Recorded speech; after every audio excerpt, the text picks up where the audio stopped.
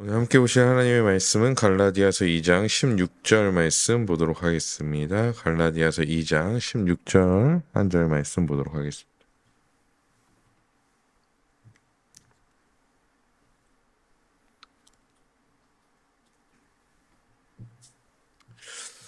우리 한 목소리로 함께 읽어보도록 하겠습니다. 시작. 사람이 의롭게 되는 것은 율법의 행위로 말미암음이 아니요 오직 예수 그리스도를 믿음으로 말미암는 줄 알므로 우리도 그리스도 예수를 믿나니 이는 우리가 율법의 행위로서가 아니고 그리스도를 믿음으로써 의롭다 함을 얻으려 함이라. 율법의 행위로서는 의롭다 함을 얻을 육체가 없느니라. 아멘. 오늘 수요예배에 나오신 모든 성도님들을 주님의 이름으로 환영합니다. 오늘부터는 웨스트민스터 신앙고에서 강의 칭의에 대한 내용을 함께 살펴보려고 합니다. 칭의의 조금 더 긴 표현은 우리가 잘 알다시피 이신칭의입니다. 이신칭의. 즉 풀이하자면 믿음으로 말미암아 믿음에 의하여 의롭다 칭함을 받는다라는 것입니다. 우리는 이 이신칭에 대해서 꽤나 오랜 시간 들어왔고 알아왔기 때문에 사실 칭의에 대해서 아주 잘 알고 있다 내 스스로라고 판단할 수 있습니다. 하지만 칭의는 오랜 시간 아니 지금까지도 이 칭의에 대한 논쟁은 계속적으로 신학적인 논쟁은 계속적으로 이루어지고 있습니다. 올바른 칭의 그리고 또한 올바른 칭의에 대한 우리가 그냥 예수 믿음으로 말미암아 우리가 의롭다 칭함을 받았구나라는 정도의 어떤 인식 가운데 있고 올바른 칭의에 대한 인식이 없다면 칭의에 있어서 때로는 인간의 역할이 굉장히 강조되기도 하고 때로는 마치 인간이 아무것도 하지 않아도 되는 것처럼 오해할 수도 있습니다.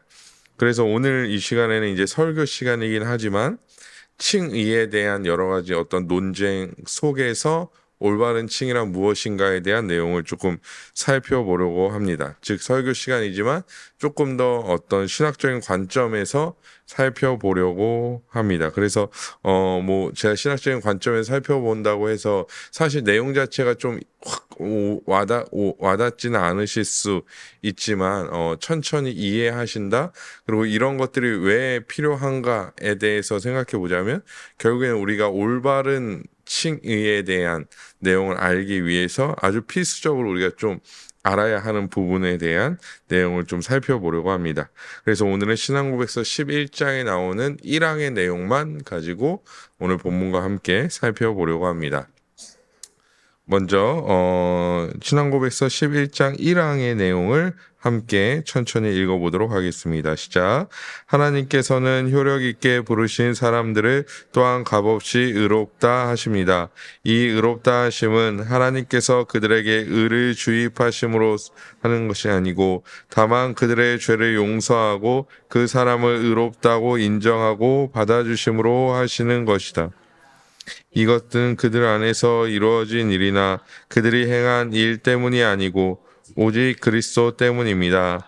믿음 자체나 어떤 복음적 순종을 그들의 의로 그들에게 돌림으로써가 아니라 오직 그리스도의 순종과 만족해 하심을 그들에게 돌림으로써 그들을 의롭게 하시며 그들은 믿음으로 그리스도와 그분의 의를 받으며 의지합니다.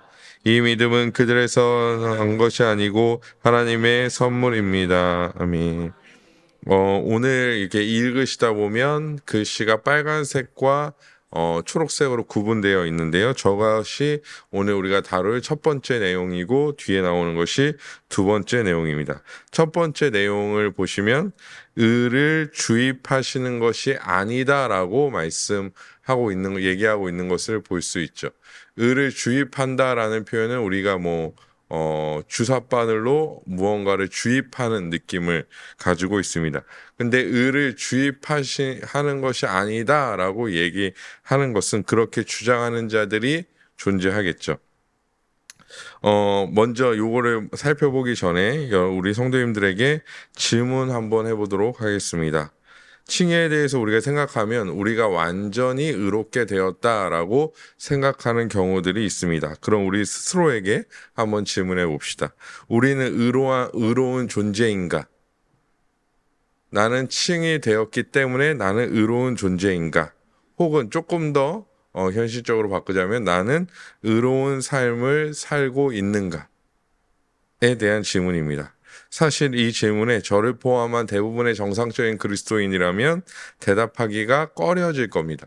나는 의롭게 살아가고 있지 라고 쉽게 대답하는 사람은 없을 것입니다. 왜냐하면 우리 스스로를 돌아보면 때로는 의로운 존재가 아닌 것 같기도 하고 의롭게 살아가기는커녕 그냥 오늘 하루 죄를 짓지 않고 살아가면 다행이다라고 생각되는 경우들이 꽤나 많기 때문입니다. 하지만 의의 주입이라는 것은 이 의의 주입이라는 개념은 의로운 존재가 된 아예 존재 자체가 의롭게 된 것이죠. 그래서 이 주장을 누가 하였냐? 바로 로마 카톨릭에서는 의가 주입되었다라고 말하였습니다.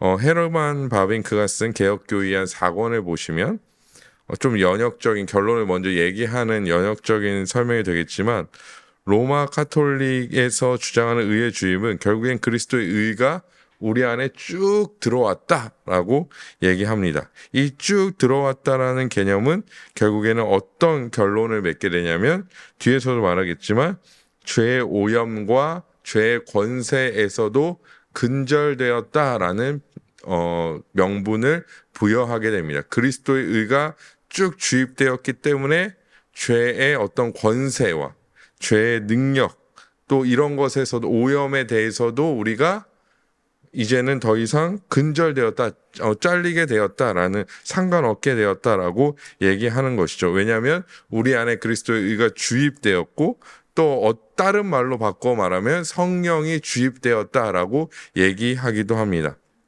이것이 의의 주입의 개념입니다.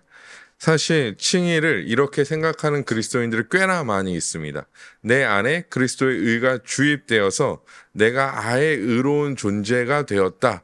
여기서 의로운 존재가 되었다라는 것은 방금 전에 말씀드린 죄의 오염이나 죄의 어떤 죄책, 죄의 권세에서도 근절된 의로운 존재, 완전히 의로운 존재가 되었다라고 생각하게 된다라는 것입니다.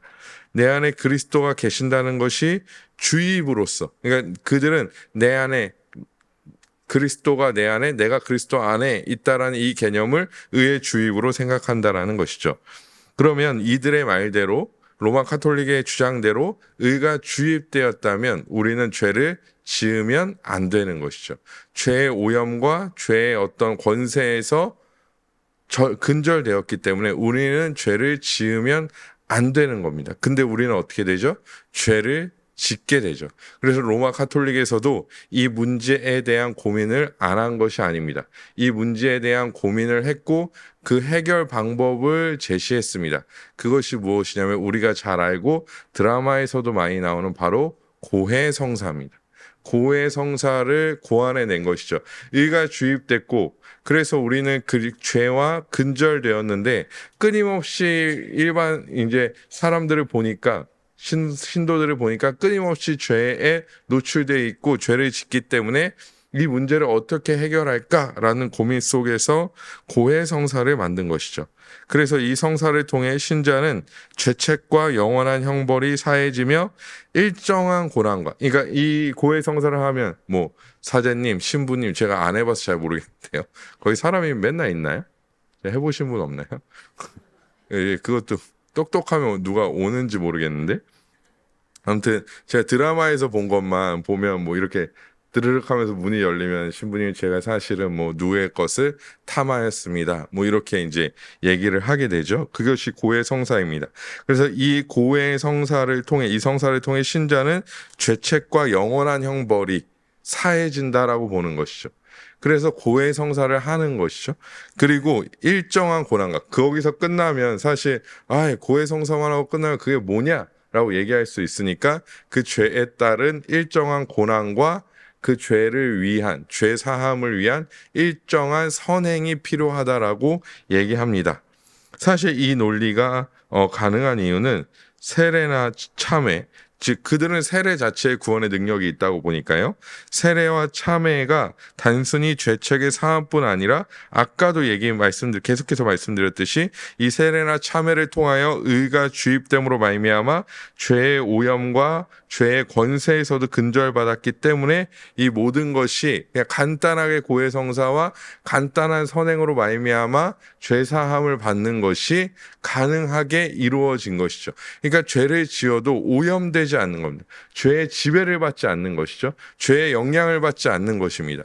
우리 분명히 사도 바울이 로마서의 죄의 법, 제가 지난주인가요? 한번 말씀드렸던 그 죄의 법이 분명히 존재함에도 불구하고 더 이상 죄의 지배나 죄의 오염, 죄의 영향을 받지 않는다라고 주장하기 때문에 간단한 그냥 성사로서, 고해 성사로서 또 그에 따른 선행으로서 이 죄의 문제를 해결할 수 있다라고 보는 거죠. 즉 선행 자체가 이제 이들에게는 구원의 무엇이죠? 칭의의 결론을 내주는 것입니다. 즉 이 땅에서는 이미 구원받았고 이 땅에서는 이미 죄와 관계없는 인간이 되었으니 그냥 고해 성사를 하면 또 거기에 따른 선행을 하면 이것이 모든 문장의 최종 마침표를 찍듯이 마침표를 찍게 되는 것이죠. 그래서 로마 카톨릭에서 늘 주장하는 것처럼 인간의 선행은 구원의 필수적이라는 이유가 바로 여기서 또한 등장하기도 하는 것입니다. 결국엔 의가 주입되었다라는 것은 의의 주입의 결과는 어떠한 죄의 영향도 받지 않는, 즉 죄의 문제에 대한 간단히 해결 가능한 상태가 되어버린 것입니다. 죄와 치열하게 싸우지 않아도 되며 어느 정도의 선행이면 그 죄의 문제가 충분히 해결된다라고 생각합니다. 즉 우리가 지난주에 말했던 죄의 법과 같이 죄는 지배권을 더 이상 받지 못하게 되는 것이죠. 그래서 그들의 죄는 죄의 법, 지배권을 갖는다라기보다는 그냥 툴툴 털어버리면 되는 먼지 정도에 불과한 인식으로서 그들은 죄를 인식하고 있다라는 것입니다. 하지만 죄를 가볍게 여기면 어떻게 됩니까? 죄를 온전하게 바라보지 못합니다. 툴툴 털어버릴 수 있는 먼지 정도면 이것을 심각하게 생각하는 사람은 없을 것입니다. 하얀색 셔츠를 목회자분들은 하얀색 셔츠를 입는데요. 여기에 김치 국물이 묻은 것과 먼지가 묻은 것은 천지 차이죠. 먼지가 묻었으면 그냥 툭툭 털어버리면 되지만 여기에 제가 저녁을 먹다가 김치 국물을 온팡 쏟았습니다. 그럼 어떻게 해야 되죠? 빨리 AK 프라자를 가든지 어디를 가서 셔츠를 다시 사입고 정결하게 딱 와야 되는 것이죠. 이건 아주 근본적인 차이가 있는데 단순히 이들의 논리와 같이 죄를 가벼운 것으로 여기면 죄를 온전히 바라보지 못합니다. 끊임없이 회개하고 자복하며 죄와 피 흘리기까지 싸우며 죄의 지배를 받지 않고 또한 성령을 따라 행하는 모든 삶도 사실 이들에게는 필요 없게 되는 것이죠. 왜냐하면 죄야 그냥 고해성사하고 그냥 어느 정도 선행만 하면 해결되는 문제이기 때문에 이미 우리에게는 의가 주입되어 있기 때문에 이 죄의 문제는 매우 가벼운 것이 되는 것이죠. 그래서 굳이 성령 충만을 받지 않아도 죄와 피 흘리기까지 싸우지 않아도 되는 문제가 되는 것입니다. 제가 우리 안에도 만연하게 이런 모습이 가득하다라고 생각한 이유는 우리 안에 있는 죄를 너무나 가볍게 여길 수 있기 때문입니다. 내가 하나님의 자녀가 됐어. 이미 구원받았어. 그럼 이 죄는 나에게 뭘 하겠어. 그냥 언제든지 내가 이 죄를 툴툴 털어버릴 수 있어라고 생각하게 될 수 있다라는 것이죠. 그래서 죄를 너무나 가볍게 여기면 어떤 현상이 우리 안에 생겨나냐면 우리 또한 고해성사하듯 아주 그냥 의미 없는 아주 가벼운 회개를 하고 또 하나님을 믿으면 믿을수록 우리가 그 앞에 겸손해지는 것이 아니라 더욱더 교만해지고 그러면서 교회 안에서는 누구나 오랜 시절을 보내지만 그리스도의 장성한 분량에 이르는 점진적인 성화의 삶보다는 오히려 끊임없이 자기중심적인 삶을 살아가게끔 만들기 때문입니다. 저는 이런 현상을 영적 나르시시즘이라고 생각합니다. 자기는 늘 온전한 그리스도인이고 자기는 죄를 지어도 큰 문제가 되지 않고 그냥 대충 회개하고 넘어가면 된다. 어차피 나는 구원받았으니까 이라고 생각한다라는 것입니다. 그렇게 되면 자기애는 강해지고 결국 자기가 행하는 선행이나 영적 행위를 통하여 스스로 어떤 위안을 갖게 되냐면 이것 봐, 내가 이런 선행을 하지, 이런 노력을 하지, 이런 어떤 영적인 행동을 하지, 역시 나는 구원받기에 합당한 자야 라고 생각해 버린다라는 것이죠. 이런 것에는 어떠한 영적인 유익도 존재하지 않는다라는 것입니다. 그래서 신앙고백서는 이 의의 주입이 아니라 무엇을 말하죠? 의의 전가를 얘기합니다. 의가 전가되었다라는 것이죠. 다시 한번 1항 한번 다시 한번 보여주실래요? 그 빨간 글씨 되어 있는 부분 보여주시겠어요? 네, 여기 보시면 의를 주입하심으로 하시는 것이 아니고 다만 그들의 죄를 용서하시고 그 사람을 의롭다 인정하고 받아주심으로써 하시는 것이다. 그러니까 의의 전가의 내용이 바로 이런 것이죠. 그들의 죄를 용서하시고 그 사람을 의롭다 인정하고 받아주심으로써 하는 것이라고 말씀하고 있는 것입니다. 용서, 의롭다고 인정하시는 것, 받아주시는 것, 누가 주체이십니까? 인간이 주체가 아니죠. 하나님이 주체가 되십니다. 그래서 우리의 본성은 달라지지 않았습니다. 우리의 본성은 그대로죠. 그래서 어디에 자꾸 넘어지는 것입니까? 죄에 끊임없이 넘어지는 것입니다.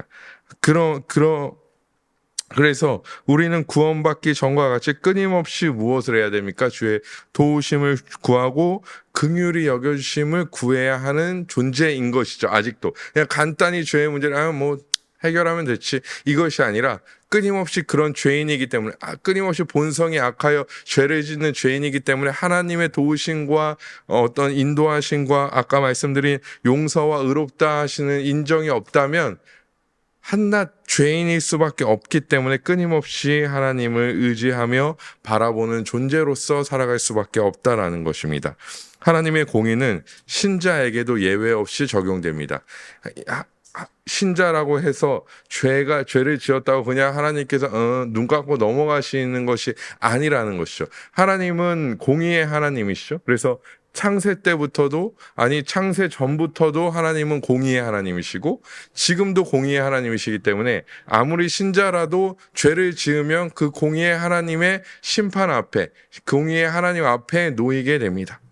그런데 중요한 것은 무엇이냐면 하나님의 공의는 신자에게도 예외 없이 적용되지만 특별히 신자에게 하나님의 공의는 하나님의 공의로서만 존재하는 것이 아니라 하나님의 공의 뒤에는 늘 무엇이 따라오죠? 하나님의 사랑이 따라오게 되어 있다라는 것입니다. 즉 우리가 죄를 지으면 하나님께서는 공의의 하나님이시기 때문에 그 죄의 책임을 우리에게 돌리시지만 하나님의 사랑, 즉 그리스도의 중보하심이 끊임없이 우리의 뒤를 따라오고 있기 때문에 우리 가운데 있기 때문에 하나님께서는 그 그리스도의 중보하심을 보시고 우리의 죄를 용서해 주신다라는 것입니다. 하나님은 공의 안에서 그의 죄를 물으시지만 사랑으로 그리스도 안에서 회개하며 돌이키는 하나님의 백성에게 다시금 은혜를 베풀어 주시고 용서해 주시는 사랑을 베풀어 주십니다. 이런 은혜가 있기에 신자는 참으로 피 흘리며 싸우기까지 죄의 법과 싸우게 된다라는 것입니다. 그래서 이런 신자의 참된 고백은 하나님 이것 보십시오. 내가 이런 행위를 했습니다. 이런 거룩한 행위를 했어요. 역시 나는 구원받기에 합당한 존재입니다라는 고백을 하는 것이 아니라 마치 사도 바울과 같이 주여 나는 죄인 중에 괴수입니다. 나는 아무것도 아닙니다. 오직 주의 은혜로 모든 것이 되었습니다라는 고백이 흘러나오게 되는 것입니다. 왜냐하면 하나님의 공의와 하나님의 사랑이 우리 안에 없다면, 우리 안에 끊임없이 주어지지 않는다라면 우리는 존재할 수 없는 사람들이기 때문입니다. 즉 우리에게 의가 전가되었고 그 의의 전가로 말미암아 우리는 하나님의 백성으로서 하나님의 놀라운 은혜를 누리면서 살아가게 되는 존재들입니다. 의는 주입되지 않습니다. 지금 당장이라도 하나님께서 용서하시지 않고 의롭다 인정하시지 않으면 또한 우리를 받아주시지 않는다면 우리가 아무리 노력한들 우리는 구원받지 못한 자들과 다르지 않음을 우리는 인정해야 한다라는 것입니다. 그래서 우리가 가져야 될 마음은 점은 우리에게 의가 전가됐다. 우리는 그 하나님의 은혜로 말미암아 죄를 용서받고 그 의롭다 하심을 인정받고 우리를 받아주셨다. 그러기에 우리는 그에 합당한 삶을 살아가는 자들이 되어야 된다라고, 우리 또 끊임없이 주를 의지하며 그렇게 살아가는 자들이 되어야 된다라고 고백하는 자들이 되어줘야 한다라는 것입니다. 이제 첫 번째 문제가 맞춰졌고요. 두 번째 문제는 인간의 위치 혹은 믿음의 위치, 믿음의 역할에 대한 문제입니다. 층위는 크게 두 가지 부류의 논쟁이 지속되고 있습니다. 첫 번째는 반율법주의라는 것이고, 두 번째는 신율법주의라는 것입니다. 뒤에 이제 주의라는 말이 땡땡땡 주의라는 말이 이제 들어갔죠. 그래서 여기에는 율법주의를 반대하다라는 것이고, 신율법주의, 새로운 율법주의라는데요. 이 율법이라는 것을 우리가 생각하는 구약의 율법으로 생각하는 해서는 안 됩니다. 사실 이 율법이라는 것은 우리가 알고 있는 율법을 의미하지 않고 더 넓게 좀 보아야 되는데요. 더 넓게 봐서 이것은 인간의 노력일 수도 있고요. 또한 믿는 행동일 수도 있고 순종의 행동일 수도 있습니다. 즉, 이 율법이라는 것이 단순히 이 성경에 나오는 십계명을 얘기하는 것이 아니라, 다시 한번 말씀드리면 그것은 인간의 노력 혹은 믿음의 행동, 순종의 행동일 수 있다라고 좀 넓게 바라봐야 한다라는 것이죠. 그래서 반율법주의란 이렇게 설명할 수 있습니다. 인간의 노력이나 믿는 행동, 순종의 행동들에 대해서 대한 칭의에서의 역할을 축소하거나 제거합니다. 다시 한번 제가 말씀드리면, 인간의 노력이나 믿는 행동, 순종의 행동들, 이런 것들이 칭의에서의 역할이 있는데 그 역할을 축소하거나 제거하는 것이 반율법주의의 특징입니다. 사실 이 반율법주의는 17세기 이제부터 이제 좀 시작되게 되는데요. 17세기 당시 유럽의 철학을 보면 이제 현대 철학의 시작점으로 봅니다. 그래서 독립된 주체로서의 인간을 주장하게 된 것이죠. 그래서 합리주의, 계몽주의의 시작점으로 보기도 합니다. 간단히 정리하자면 이 철학의 흐름이, 예전에도 한번 말씀드렸지만, 처음에는 신이 누구인가에 대한 관심을 두었죠. 사람들이 신은 누구인가, 신은 불인가, 물인가, 땅에 있나 신이, 이런 고민들을 이제 인간들이 했었습니다. 그것이 이제 고대 철학의 어떤 특징이죠. 그러면서 어디로 넘어왔냐면, 이제 신에 대한 개념보다는 인간에 대한 개념을, 인간은 도대체 그럼 누구인가, 이 인간에 대한 연구를 하게 됐고요. 이 현대주의에 들어서는 무엇을 생각하게 되냐면, 인간에서 더 축소된 한 인간은 그러면 어떠한 의미를 가지는가에 대한 생각을 하기 시작했다라는 것입니다. 그런데 이러한 시대상이 교회의 교리에 영향을 끼치기 시작합니다. 그러니까 이 시대적인 어떤 흐름이요, 교회에 영향을 끼치게 되는 것이죠. 교회에 영향을 끼치게 됩니다. 그래서 칭의도 철저하게 누구의 입장에서? 인간의 입장에서 생각하기 시작했습니다. 결국 우리가 잘 아는 펠라기우스나 예전에 얘기했던 아르미니우스나 이런 인간 중심적인 구원론, 칭의론이 더 강화되기 시작했고, 그런 어떤 물결들이 엄청나게 쏟아져 나올 때였습니다. 그러니까 이 칭의에 있어서, 구원에 있어서 하나님이 아니라, 심지어 펠라기우스는 하나님은 상관없다라고 얘기하기도 했으니까요. 그 조금 더 옛날 사람이긴 하지만, 이런 하나님의 어떤 은혜, 하나님의 주권, 하나님의 능력, 이런 것들이 강조되기보다는 당시 시대 때는 인간의 어떤 역할들이 훨씬 더 이제 강조되기 시작했던 시기가 바로 이 시기인 거죠. 그러니까 이 믿음을 지키고자, 이 하나님의 주권을 지키고자 했던 자들이 어떤 것입니까? 인간의 노력은 필요 없어, 믿음의 행위는 필요 없어, 순종의 행위는 필요 없어라고 얘기하면서 율법주의를, 인간이 이제 이 율법주의를 아까 얘기한 것처럼 믿음의 행동, 순종의 행동이라고 본다면 반율법주의, 즉 인간의 행위나 인간의 어떤 믿음의 행동이나 순종의 행동은 필요 없어라고 얘기하면서 나온 것이 바로 반율법주의라는 것입니다. 그래서 반율법주의자들은 인간의 노력이나 믿는 행동, 순종 등은 거의 필요 없다. 아예 필요 없다라고 주장하진 않아요. 근데 거의 필요 없다라고 얘기합니다. 그래서 반율법주의는 무상칭의로도 불리우는데 인간의 어떠한 노력도 필요 없이 무상으로 주어지는 칭의다라고 얘기하고 있기 때문입니다. 사실 우리가 생각해 보면 맞는 말 아닌가 이렇게 생각할 수 있습니다. 하나님의 주권이 강조되고 하나님이 모든 것을 하시니까 이것이 이 반율법주의의 주장이 우리에게는 맞는 거 아닌가라고 생각할 수 있습니다. 그런데 여기서 중요한 것이 무엇이냐면 하나님의 주권인 강조되지만 무엇이 필요 없게 되죠? 무엇이 필요 없게 됩니까? 믿음이 필요 없게 됩니다.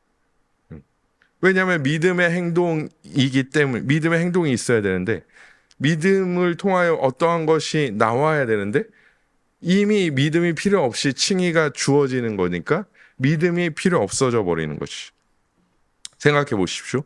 우리가 이신칭의라고 말할 때 이것은 믿음으로 말미암아 의롭다함을 받는다.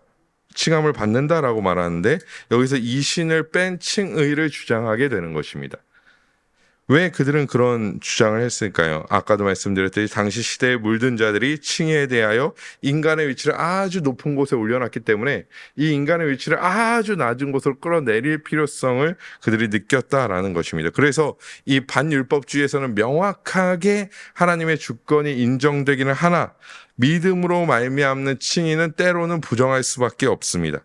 하지만 오늘 본문 갈라디아서 2장 16절에 보시면 빨간 글씨로 된 부분만 보시면요. 믿음으로 말미암은 줄 알므로라고 얘기하고 있습니다. 말씀하고 있죠.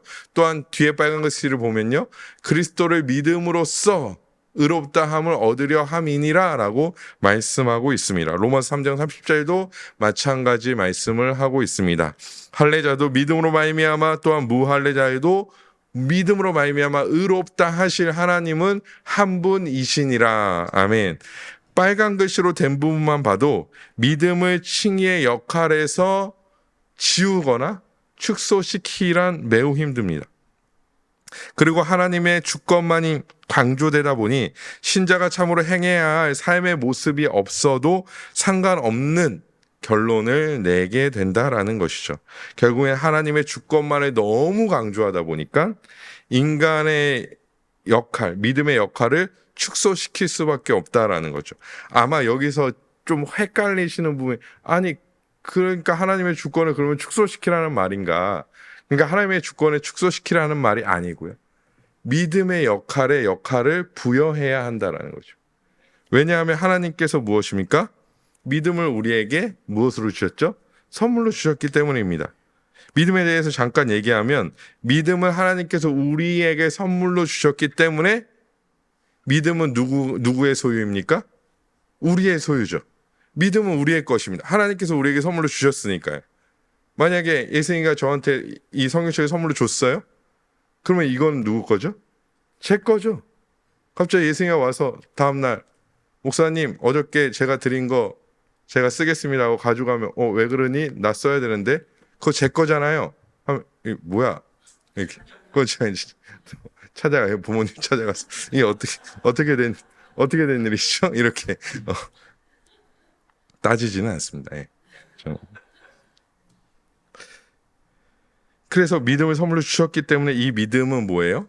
우리의 것입니다. 그리고 이 믿음을 선물로 주신 명확한 이유가 있겠죠. 갈라디아서 3장 26절에 보면 이렇게 기록하고 있습니다. 너희가 다 믿음으로 말미암아 그리스도 예수 안에서 하나님의 아들이 되었으니. 아멘. 믿음은 우리에게 소유가 돼서 우리는 하나님의 자녀가 되는 그 권세를 무엇으로 말미암아요? 믿음으로 말미암아 누리게 됩니다.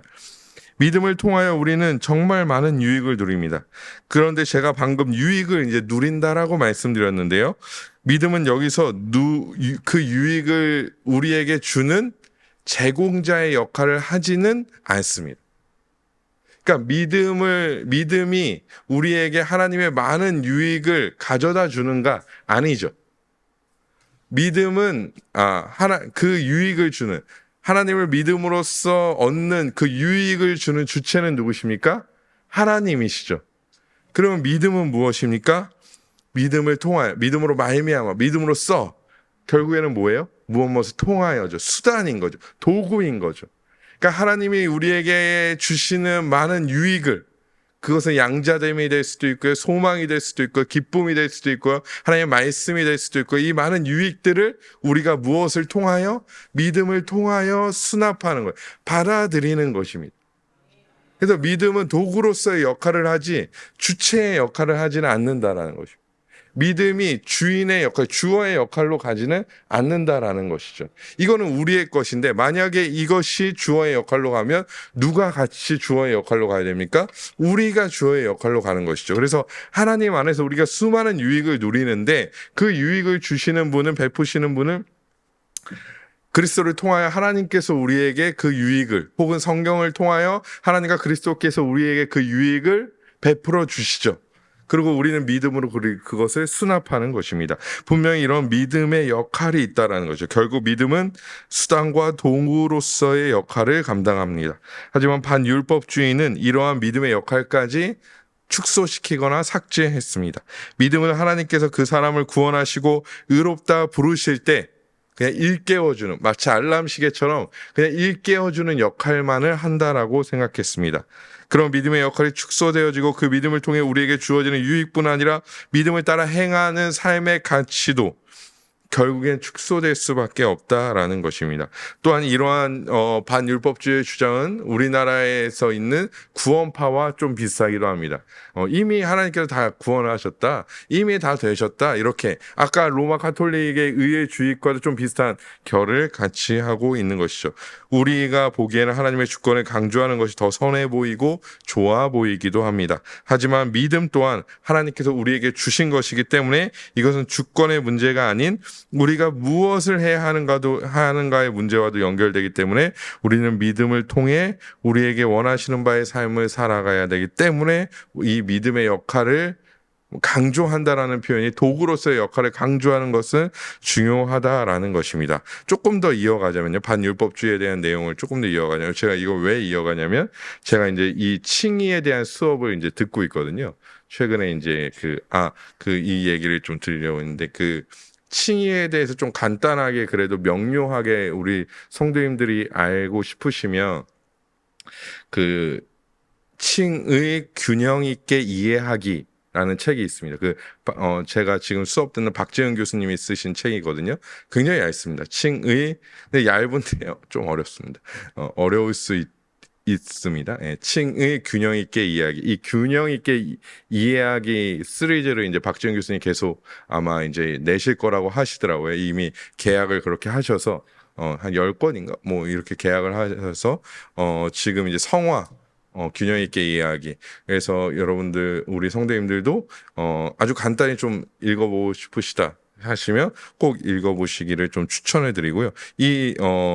제가 이제 박정희 선생 수업 듣는데, 제가 사실 지난주에 이제 발제를 했습니다. 그래서 그 발제한 내용이 이제 반율법주의 어떤 정점에 있는 영혼으로부터의 칭의에 대한 내용을 좀 발제했기 때문에 요걸 또 이제 써먹으려고 제가 일부러 하는 건 아니고 이제 이 내용과 이어지기 때문에 조금 말씀드리면요. 이 개념이, 반율법주의의 개념이 강조되다 보면 어디까지 가냐면, 이게 뭐 반율법주의, 다음에 뭐 하이퍼 칼빈주의 뭐 이렇게 나가다가 결국엔 영혼으로부터 칭의까지 나갑니다. 이건 무슨 말이냐면, 이미 칭의라는 이 개념이 영혼에서 완료되었다라는 것입니다. 이런 개념을 가지는 것입니다. 영혼으로부터 완료되었다는 게 목사님 왜 문제인가요? 아까도 말씀드렸지만 영원에는 우리가 존재하지 않죠. 우리는 어디에 존재하죠? 시간 안에 존재하는 자들이죠.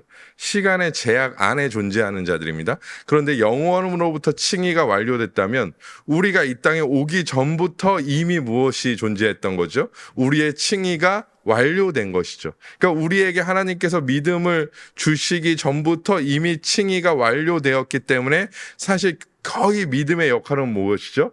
아예 없는 것과 다름이 없는 것이죠. 왜냐하면 믿음으로 말미암아 칭의 되어야 되는데 우리가 이 땅 가운데 없는데 하나님은 그러면 누구에게 믿음을 선물로 주실까요? 없는 상태에서 없는 사람에게 그냥 올 것 같아 라고 해서 선물을 주시는 것이죠. 그리고 그 칭의를 완료시켜 버렸다라는 것이죠.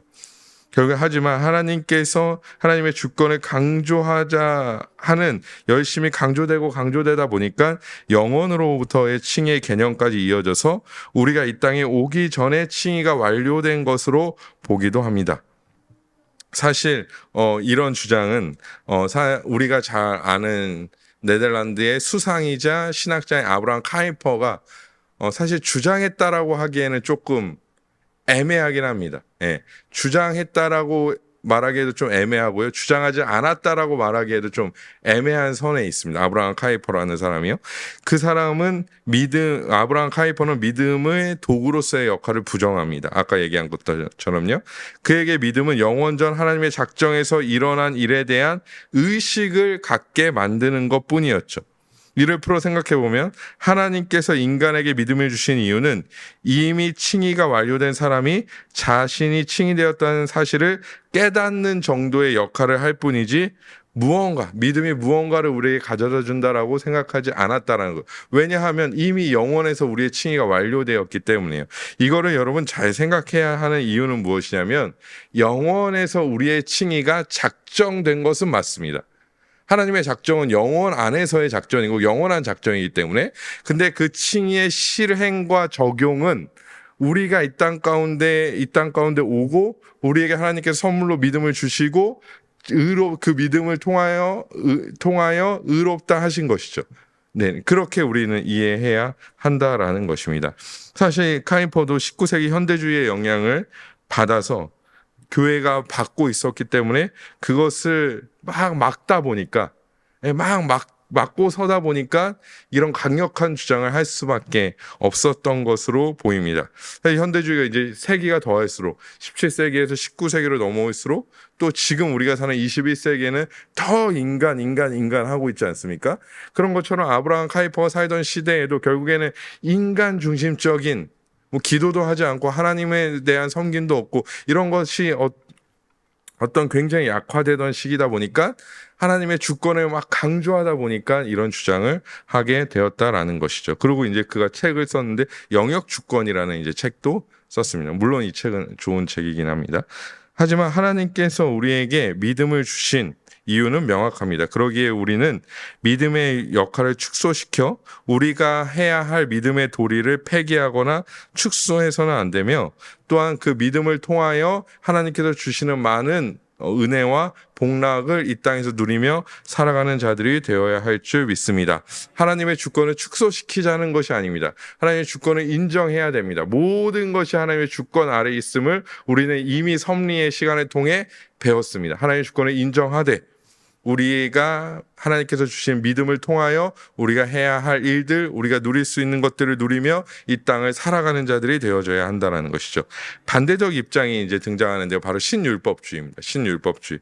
사실 신율법주의를 주장한 대표적인 사람은 바로 유명한 청교도인 리차드 백스터라는 사람입니다. 저도 이 리차드 백스터라는 분의 책을 꽤나 많이 한 두세 권 정도? 꽤나 많이는 아니네요. 두세 권 정도 읽었는데요. 사실 청교도 신학이라는 것은요, 장로교 신학과 크게 다르지 않습니다. 사실 거의 비슷하다라고 봐도 무방합니다. 그래서 청교도들의 책을 우리가 읽기도 하고요, 거기서 많은 것을 배우기도 합니다. 그런데 다른 모든 청교도의 것들을 우리가 배우고 익혀도 되지만 사실 리차드 백스터의 칭의론만큼은 우리가 조금은 다르게 좀 생각해 봐야 합니다. 심지어 백스터의 다른 책들은요, 우리에게 유익을 주는, 그러니까 우리나라에 지금 나오는 리차드 백스터의 책들은 우리가 그냥 읽어도 사실 크게, 어려움도 없고, 또 뭐 신학적인 갈등도 없고, 오히려 우리에게 신학적인 유익을 가져다 주는 책들이 아주 많이 있습니다. 하지만 칭의에 대해서는 신율법주의라고 볼 수 있습니다. 이런 백스터에 의하면 칭의는 두 가지, 즉 이중적인 의가 필요하다는 것이죠. 우리는 그리스도로 말미암은 의를 주장하는데 이중적인 의가 필요하다고 얘기하는데요. 첫 번째는 예수 그리스도의 복음에 의한 새로운 법, 그래서 신율법이죠. 새로운 법이 있고 두 두 번째 필요한 의는 무엇이냐면 그 법의 믿음과 회개를 통해 순종함으로써 의롭게 되어진다라고 말합니다. 물론 하나님의 전적인 주권이 강조되기는 하나 칭의의 또 다른 요소로서 무엇을 말하고 있는 것이죠? 인간의 순종을 말하고 있는 것이죠. 결국엔 칭의의 완성이 칭의의 완성의 부분 속에 순종이 있어야 된다라고 얘기하고 있는 것이죠. 그러면 또 이렇게 생각하시는 목사님 아까는 또 순종해야 한다면서요. 왜 지금은 또 순종하면 안 된다라고 순종이 필요 없다라고 말씀하십니까? 아마 지금부터 제가 하는 말씀을 들으시면 이제 두 개가 합쳐지면서 이해가 되실 것입니다. 칭의는 하나님께서 하나님의 입장에서 은혜를 주시는 것이죠, 우리에게. 하지만 리차드 백스터의 주장에 의하면 인간이 믿음과 회개의 순종으로 그것을 마무리하는 느낌을 절대 지울 수 없습니다. 그래서 신율법주의란 이렇게 정리할 수 있는데요. 칭의에 있어서 믿음과 회개, 순종의 역할을 지나치게 강조합니다. 지나치게 강조한다는 거죠. 물론 인간의 전적 타락을 부정하거나 인간의 행위가 거의 하나님의 주권과 대등한 위치를 차지하는 아르미니우스 주의자들의 주장과 리차드 백스터는 완전히 다릅니다. 완전히 다르죠. 비교 대상조차 사실 되지 않습니다. 하지만 신율법주의의 칭의에 있어서 분명 하나님의 주권을 상대적으로, 아까는 믿음의 역할을 상대적으로 약화시켰다면 지금은 하나님의 주권을 상대적으로 약화시켜야 되죠. 왜냐하면 순종의 역할이 등장하다 보니까 하나님의 주권의 역할과 인간의 순종의 역할이 거의 대동소이하게, 물론 요게 조금 밑에 있을 수 있지만 대동소이하게 느껴지기 때문입니다. 하지만 그것이 순종과 회개와 연결되기 때문에요. 지금 사실 이런 신율법주의는 우리의 신앙에도 아주 큰 역할과 어떤 영향을 미치고 있습니다. 예를 들면 이렇습니다. 순종을 강조하다 보면 순종에는 반드시 대가가 따른다라고 주장할 수밖에 없습니다. 칭의, 리차드 백스터가 얘기하는 칭의, 신율법주의의 칭의와 다르지 않죠? 여러분, 예수 그리스도의 복음, 예수 그리스도의 그 의로 말미암아 우리는 구원받습니다. 그런데 이 구원의 완성은 우리의 순종으로 이루어집니다. 라고 얘기합니다. 그러면 이 순종으로 말미암아 칭의가 우리에게 보상으로 주어지는 것이죠. 보상의 개념으로 주어지는 것이죠. 그래서 이것이 고스란히 교회로 돌아오면요. 순종에는 여러분 순종하면 이런 대가가 여러분에게 따를 것입니다라고 얘기하는 이 신율법주의 영향이 우리 현대교회 안에도 끊임없이 존재한다라는 것이죠. 여러분 어려운 중에도 순종하면, 안 되는 중에도 순종하면 하나님께서는 그에 따른 합당한 보상을 주실 것입니다 라고 말하는 개념입니다. 그런 순종이 어디에 위치하게 되죠? 또 주어의 자리에 위치하게 됩니다. 내가 순종을 하면 이 결과가 따라오게 되는 거예요. 결국엔 이 결과를 얻기 위해서는 내가 순종이 그 어떤 것보다 중요하다라고 얘기합니다. 그러면 이렇게 하실 수 있습니다. 목사님, 성경에 보니까 순종이 제사보다 낫다라고 하지 않았습니까? 라고 주장할 수 있어요. 예, 맞습니다. 순종이 제사보다 나을 수 있습니다. 왜 사실 근데 제가 그 배경까지 다 얘기하기는 좀 시간이 없지 않습니까? 사무엘, 사울 이런 얘기 해야 되니까 또 결국에는 순종이 제사보다 낫다라는 핑계라고 말하긴 좀 그렇지만 순종이 제사보다 낫다라는 이유로 순종을 하나님의 자리에 갖다 놓으면 안 되는 것이죠. 여러분, 복을 주시는 주체는 누구십니까? 하나님이시죠? 하나님의 주권 가운데 주어지는 것이지 우리가 순종해서 주어지는 어떤 결론적으로 얘기한다면 하나님은 어떤 자신의 자리를 잃게 되고 혹은 하나님과 순종을 같은 위치에 놓게 된다라는 것입니다. 결국에 조금 더 적나라하게 말하면 순종이라는 인간의 행위가 하나님의 주권을 침범하게 만든다라는 것이, 그것이 훨씬 더 중요하게 된다라는 것입니다. 진짜 하나님의 뜻이 무엇인지, 하나님의 은혜가 얼마나 큰 것인지는 중요하지 않습니다. 그저 순종으로 무언가 획득하기 위해서 힘씁니다. 헌금도 마찬가지죠. 사실 저는 이 순종의 정점에는 헌금이 있다라고 생각합니다. 순종의 정점에는 헌금이 있다라고 생각하는데요. 제가 늘 말씀드리지만 사람들은 신자라고 할지라도 헌금을 많이 하면 하나님께서 무언가 나의 삶을 채워주실 거라고 생각합니다. 그럼 헌금 행위 자체가 뭐가 되는 거죠? 의가 되고 아주 중요한 자리를 차지하게 되는 것이죠. 하지만 그런 것이 아닙니다. 물론 이렇게 말하면요, 기존 교회들은 싫어할 수 있습니다. 왜냐하면 그런 목회자의 말에 순종 안 하시겠죠. 그런 순종은 그렇게 되지 않습니다. 아까 얘기한 것처럼 순종한다고 해서 합당한 보상이 따라오지는 않을 수도 있습니다라고 얘기하면, 에이, 그럼 순종 못하러 해, 이렇게 반응할 수 있다라는 거죠. 그럼 봉사 안 하고, 그럼 헌금 안 할 거라고 생각하기 때문에 사실 순종을 엄청나게 강조할 수밖에 없습니다. 순종 계속 얘기하는 거죠. 그런데 저는 봉사시키기 위해서, 헌금 내게 하기 위해서 순종을 강조한다면 조금 이제 뭐 세게 얘기한다고 느껴질 수도 있으실 텐데요. 그러니까 봉사시키기 위해서 혹은 헌금 내기 위해서 순종을 강조한다. 저는 이거 기망행위라고 생각합니다. 기망행위라고 생각합니다. 왜냐하면 그것은 신자를 착오에 빠지게 만들기 때문이죠. 하나님을 오해하게 만들기 때문입니다. 예를 들면 누군가 열심을 가지고 봉사하고 헌신하고 헌금했는데 자신이 원하는 만큼의 피드백이 없습니다. 나는 그 누구보다 열심히 봉사했고, 나는 그 누구보다 열심히 헌신했고, 그 누구보다 열심히 헌금했고, 없는 중에도 다 했는데 그만큼 피드백이 나한테 돌아오지 않는다면 두 가지 생각을 할 것입니다. 첫 번째, 내 헌신이 부족한가? 이거는 신자를 착오에 만든 것이죠. 기망행위가 되는 것이죠. 그리고 두 번째는, 아니면 하나님을 오해하게, 하나님에 대해서 의심하게 만드는 거예요. 그리고 그런 시험 속에 한 사람을 던져주고 그 사람의 인간적 열정이 다 소진되어서 영적인 슬럼프로 오면 그냥 내버려 두거나, 너 믿음이 약해서 그래, 좀만 더 참으면 되는데 라고 얘기한다라는 거죠. 저는 그렇게 시험에 드는 자들을 너무나 많이 봤습니다. 너무나 많이 봤습니다. 그런데요, 우리는 그러면 어떻게 이해해야 하냐? 하나님에 대해서 올바르게 알면, 삼위일체 하나님께서 우리에게 베풀어 주신 은혜가 얼마나 큰지를 알면, 세상이 줄 수 없는 평안과 기쁨과 소망이 얼마나 큰 것인지 알면, 사실 저는 그것을 올바르게 깨달으면, 참된 신자라면 봉사하지 말라 해도 할 것입니다. 헌신하지 말라 해도 할 것입니다. 제가 이제 야구를 좋아하지 않습니까? 야구를 좋아해서 응원도 하고요. 응원도 하고, 제가 돈을 내고 표를 사서 야구장에 가서 관람하기도 합니다. 막 가족도 데리고 가고요. 뭐 아는 사람도 데리고 가서 같이 막 야구를 봅니다. 근데 생각해 보십시오. 제가 야구를 봅니다. 선수들이 뜁니다. 열심히 합니다. 저에게 유익이 있나요? 생각해 보면. 뭐 제가 응원을 한다고 그 선수의 연봉을 저에게 떼어주지 않습니다. 제가 열심히 응원을 한다고 해서 우리 팀이 이겼다고 해서 승리 수당을 저에게 주지 않습니다. 그래도 어떻게 합니까? 내 돈을 내서라도 갑니다. 내 돈을 들여서라도 야구장에 갑니다. 표를 막 구하기 힘들어요.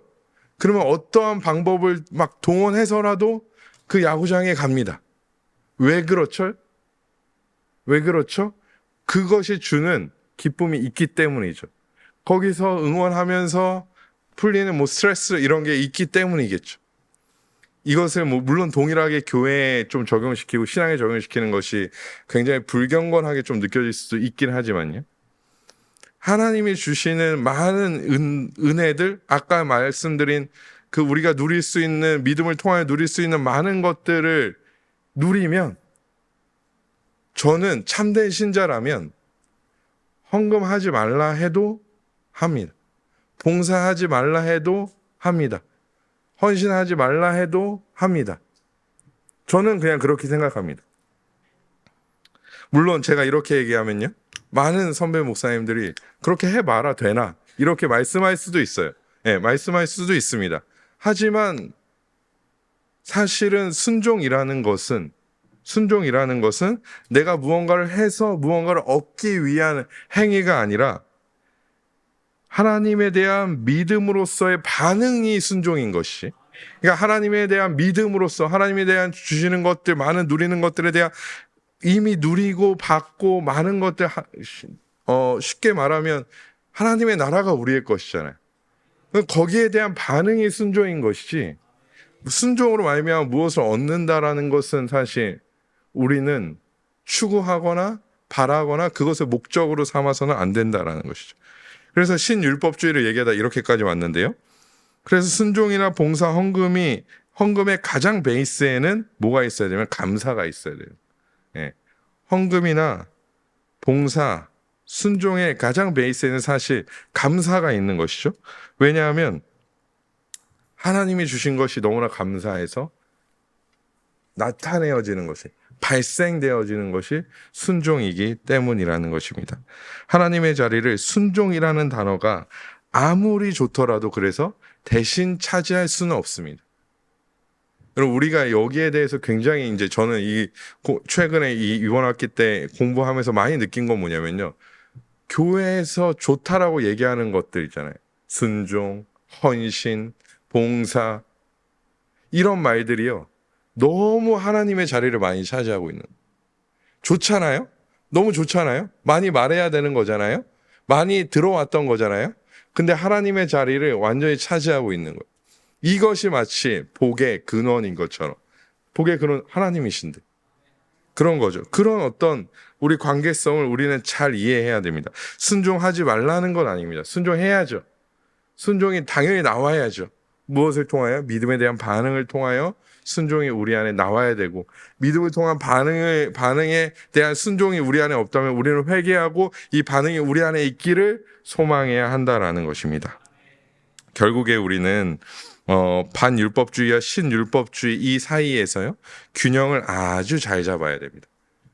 아주 잘 잡아야 됩니다. 믿음의 역할을 너무 축소시켜도 안 되고요, 너무 강조해서도 안 됩니다. 그래서 우리는 이렇게 생각해야 됩니다. 이것을 이제 능동적 칭의, 수동적 칭의라고 보는데요. 이렇게 보시면 됩니다. 능동적 칭의라는 것은요, 하나님께서 능동적으로 죄인을 의롭다 하십니다. 죄인을 의롭다 하시는 칭의를 하나님께서는 능동적으로 하시죠. 예. 수동적 칭의는 인간은 스스로 그 의를 만들 수 없기 때문에 의롭게 되어지는 것이다 라고 보시면 됩니다. 하나님의 주권으로 인간이 의롭게 됩니다. 능동적 칭의와 수동적 칭의는 구분할 수 있으나 나뉘지 않습니다. 그러니까 능동적 칭의가 있는데 수동적 칭의가 없지 않다는 거죠. 인간이 의롭게 되어지는 것이 존재하지 않는다라고 말할 수 없다라는 것입니다. 인간이 의롭게 됐는데 하나님의 능동적인 칭의가 존재하지 않을 수 없다라는 것. 이것은 늘 함께 갈 수밖에 없다라는 것입니다. 즉 하나님께서 의롭다 하심을 내가 너를 의롭다라고 칭한다 라고 한 것을 인간을 하나님이 주신 믿음이라는 도구로 수납합니다. 주권이 우리에게 있지 않습니다. 하지만 믿음을 통해 우리는 그것을 받아들이는 줄 믿습니다. 사실 오늘 이렇게 쭉 들으시면서 지금 한 50분 정도 지났는데요. 쭉 들으시면서 계속 이런 생각이 드실 수도 있습니다. 뭐 저렇게까지 알아야 되나 우리가? 도대체 난 무슨 말 하는지 하나도 이해가 안 되는데 생각이 드실 수 있습니다. 그런데 그런 생각들이요. 제가 우리 성도님들 탓하는 게 아니라요. 제가 늘 말씀드리지만 우리 성도님들이 너무 어렵다, 이해하기 어렵다라고 생각하신다면요, 여러분의 탓이 아니라 쉽게 설명하지 못한 제 탓입니다. 왜냐하면 설교자에게는 늘 쉽게 설명해야 할 의무가 있거든요. 예. 근데 제가 영유하고 이제 요즘에 설교하는데 우진이는 못 알아듣거든요. 그건 제 책임이 아닙니다. 저 아이의 책임이죠. 예. 저 아이의 책임이죠. 예. 또 저 아이의 아비가 제기 때문에 제 책임이기도 한 것 같은데요.